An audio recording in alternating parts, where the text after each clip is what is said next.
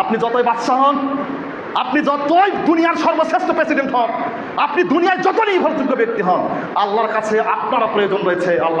আল্লাহর কাছে আপনিও যদি চান, তাহলে আপনাকে ফকির হয়ে আল্লাহর কাছে চাইতে হবে। আপনি বলতে পারবেন না এদেশের প্রধানমন্ত্রী আমি, আল্লাহ তুমি দিবি না, না দিলে খবর আছে। বলতে পারেন না আপনি যে আমি এই দেশের অনেক শক্তিশালী, অনেক দায়িত্বশীল, আল্লাহ এটা আমি তোমার কাছে চাচ্ছি, কেন তুমি আমাকে দিবে না? কি জন্য তুমি আমাকে দিবে না? আমি প্রধানমন্ত্রী, আমাকে দিতে হবে। এই রকম দাবি আপনি করতে পারেন না আল্লাহর কাছে। আপনি প্রধানমন্ত্রী হলেও আপনি ফকির আল্লাহর কাছে। আপনি কিচ্ছু নেই আপনার। আপনি কিসের নেতা? আপনি কিসের নেতা? কিসের নেতৃত্ব? কিসের ক্ষমতা?